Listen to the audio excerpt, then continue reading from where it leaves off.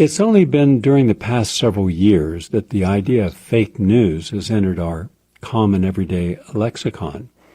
However, as you have documented, the concept of fake news, not simply to promote lies for lies' sake, but for a very specific purpose, to deceive individuals and groups or entire nations for a certain goal, has occurred in history going back to the ancient world.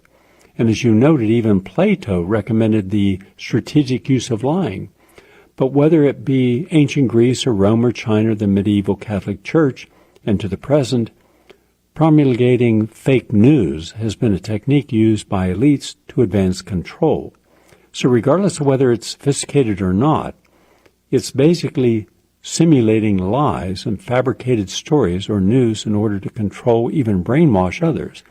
I've questioned others about the same principle, but I'm interested in what you have as far as summarizing for us the history that shows there is nothing new about fake news, and during the course of history, have you identified specific elements and goals that are common with how it has been used, particularly the relationship between fake news and the elite or a ruling class? The forum is yours.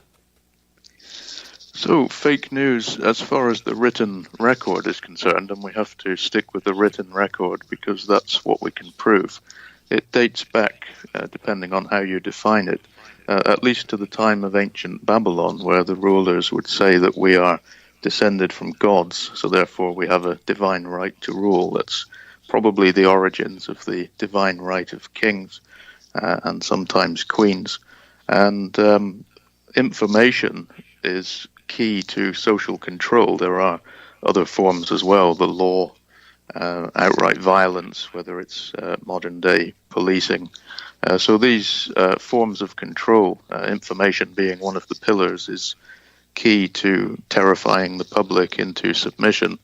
And so the fake news agenda of the time posited that somehow the ruling elites had a divine right. And also this continued into the different empires that came along. So the ancient Egyptians, for example, would claim that captured Libyan slaves were really thrilled to be converted and to become Egyptians, when in fact the historical evidence would suggest otherwise. And then going on into ancient Greece, you mentioned Plato with the idea of the noble lie, that we have to lie to the public for their own good and for the good of we, the elites, whoever we are at any time in history. And as I say, this is contingent on other pillars of social control. These days, depending on who you are, it's less easy in so-called democracies to use outright violence, although that still happens, of course, with police brutality and so on. And so it's increasingly important that propaganda, and not just outright lying, but propaganda by omission and planting the seeds of doubt in people's minds is used to set the framework of debate, so that you're not even supposed to think outside of whatever mental structures are imposed on you. And it doesn't matter whether the ruling class is relatively liberal or regressive and right-wing. It's the same agenda that we, the elite who have the power, we deserve to be here, and therefore it's essential that the public have a certain image of us, even if that image is not true. From your understanding of cognitive psychology and neuroscience, could you please explain the emotional and mental mechanisms that make people so susceptible to believing in political falsehoods? It's part of human nature that's really not well understood, and there's a guy called Robert Trivers who looks into self-deception, so I would point you to his research. And it's something about the human mind that wants to believe certain things, even if it's opposing, even if our beliefs oppose the truth.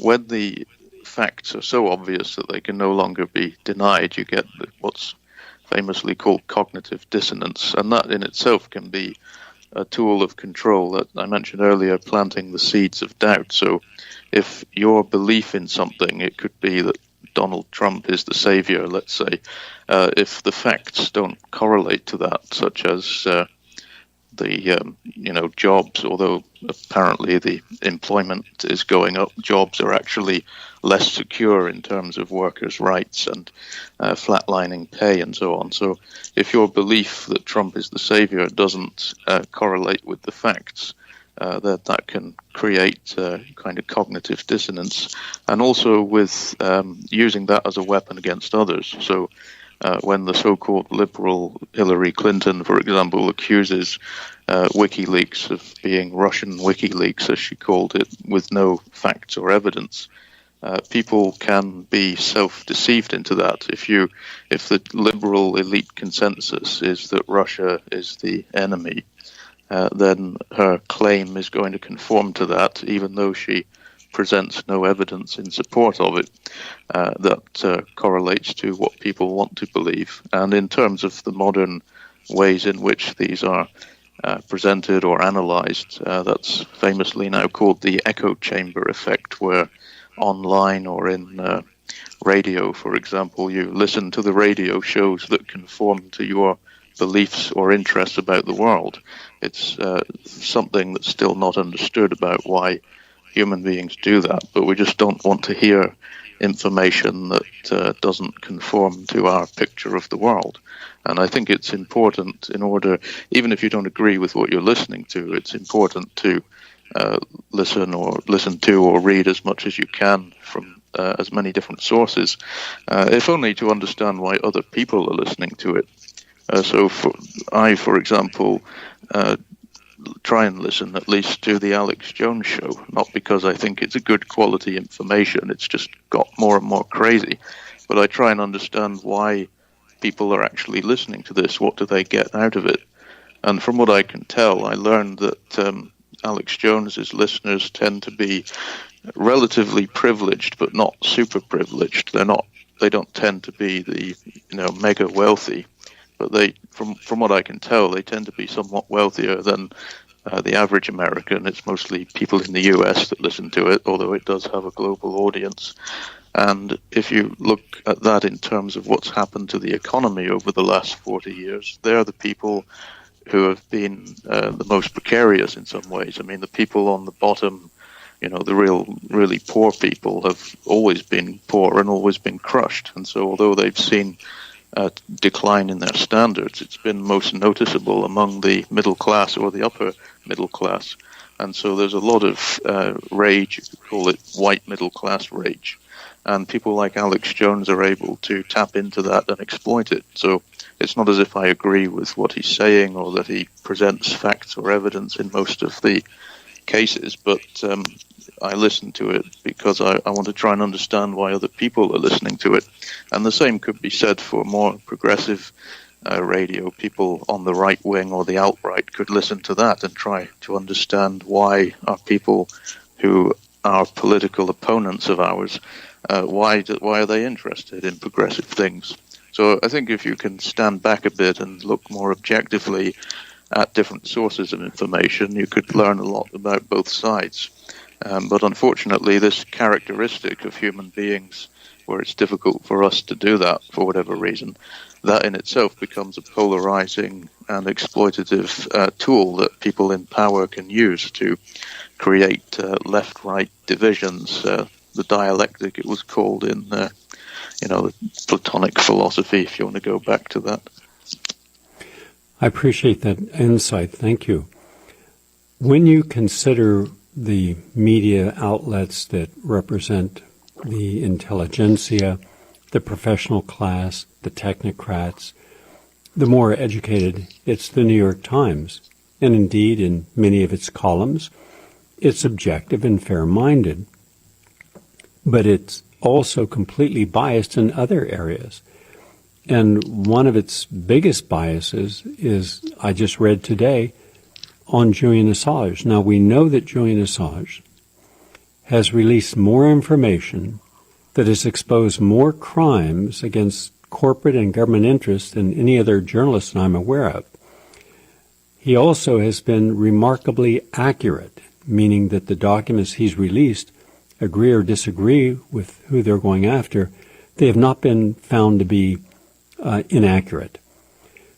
And now for the last 6 or 7 years, he's been, in effect, in solitary, not really allowed any movement outside of the Ecuadorian embassy. And now that Ecuador wants to have a better relationship with the United States under its new president, it's only a matter of weeks, I believe, certainly within the next 3 months, Julian Assange will end up coming out of there. He'll be arrested by the British in all likelihood and be immediately sent to the United States. And here is where the rub comes. Already, from today's editorials in the New York Times, they're positioning him as somehow less credible, less worthy, and they did not take the side of many of the whistleblowers in the past. And when I was reading what they were writing about him, well, he really favors Russia. Well, first of all, that's not true. But that's going back to what you said. When the left gets in mind they don't like Trump, fine. I don't like Trump. But then vote against him in the next election and show all the reasons between now and then why what you're doing is better than what he would do. But that wasn't good enough. They already had implemented plans to, in effect, disengorge him from having a presidency before he even took his oath of office, and the Russian lie, that there was meddling. And there's been no proof of that at all that I've seen. And now when Julian Assange was accused, and Hillary Clinton does not like Julian Assange. In fact, none of the Democrats, and John Kerry and all of them, said that, he deserved to be tried for all of his crimes, yet they would not define what those crimes were. And then the irony of it is, why doesn't the New York Times run a headline, since when is it a crime to expose crimes? Why is it that the crimes you're exposing get no attention and no one will be prosecuted, but you, for exposing crimes by real criminals, you get prosecuted? And that's been the case with all these whistleblowers, and yet it was Barack Obama who did more to attack whistleblowers and then spied on the press and spied on members of Congress, and nothing happened to him. And his National Security Agency head, Clapper, lied before Congress. Nothing happened to him because everyone wanted to believe the propaganda that and the fake news that it was Russia behind everything, and it was Russia that had to be, who meddled in our elections and affected the outcome. So now I'm seeing the New York Times position itself. Mark my words, the New York Times will not be sympathetic to Julian Assange. They'll be right there judging him and not being accurate in their judgments. And Assange said 3 times that I'm aware of, maybe more publicly, that my leaks of John Podesta's emails and Hillary Clinton were not from Russia. I never met with anyone in Russia. Russia didn't get these. And I have no reason to doubt what he said, yet you would not know that from what the New York Times and others are positioning themselves. Your thoughts on this, please?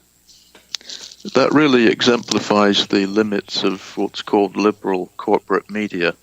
And it's not just with Assange, although he's a particularly hated figure. I mean, call it the liberal media, the New York Times and so on. They appeared to be fairly supportive of Hillary Clinton's campaign as compared with Trump.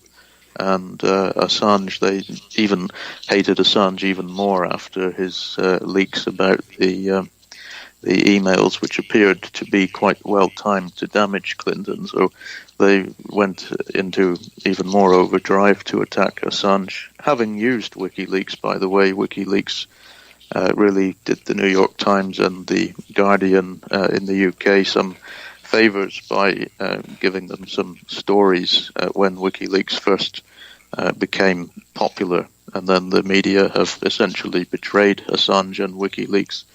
And this really reflects the limits of corporate liberal media, which you would have to expect. It raises a bigger question about why the media are so limited in the extent that they're willing to go. So, in the UK, we've got Jeremy Corbyn, who's the most progressive, by now, mainstream political candidate. And both corporate and state media attacks on him have been absolutely extraordinary because he represents the interests of ordinary working people. He's not an elitist figure. He doesn't come from that background, and he's not being given a ton of money by corporate interests.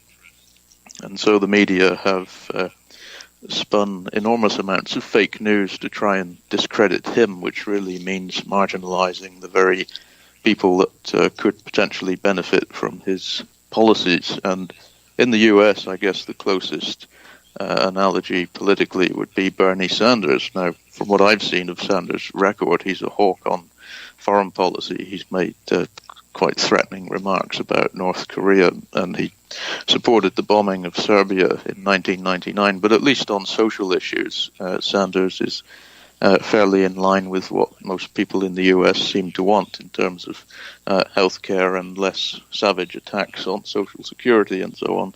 And so the mainstream just kind of steamrolled Sanders and threw their support to Clinton, which was a reflection of the Democratic Party mechanisms.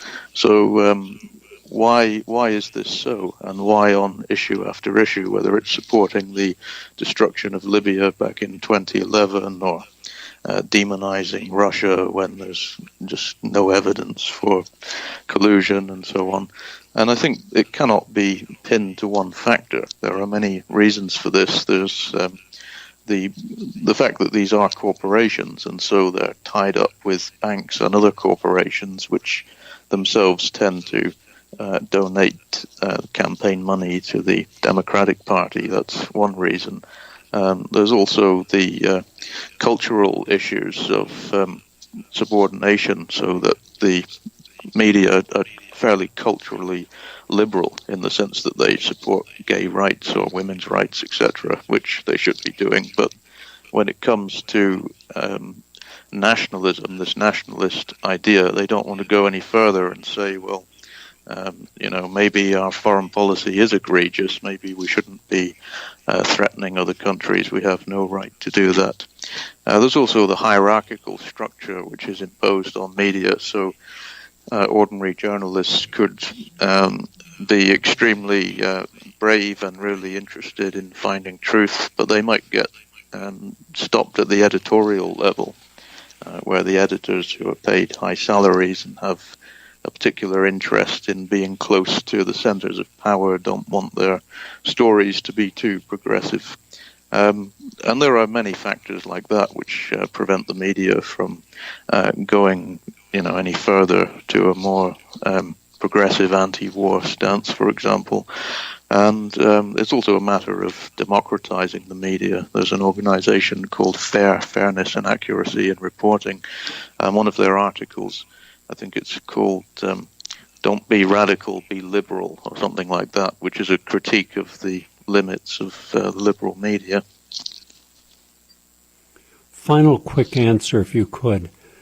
When I look at the lies to legitimize America's wars, including NATO's destruction, which was really America's destruction of Gaddafi in Libya, because the aftermath of our regime change has been so catastrophic, and Libya at one time was the oasis in Africa with one of the most highest standard of living and educational basis on the continent. Now it's a devastated nation of tribalism and even an active slave trade. And the Obama administration held this as a great achievement.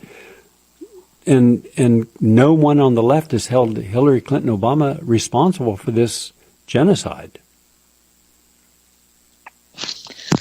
Yeah, that's actually been one of the more unfortunate achievements of the right wing, where a lot of Trump supporters have actually done what the left wing should have done and said that we don't want any more of these aggressive foreign wars. We should mind our own business when it comes to attacking other countries. Now, obviously, Trump has not been true to those pledges, except on the issue of North Korea and some rhetorical moves towards peace with Russia, for which he should have been praised, by the way, and he's been attacked for that.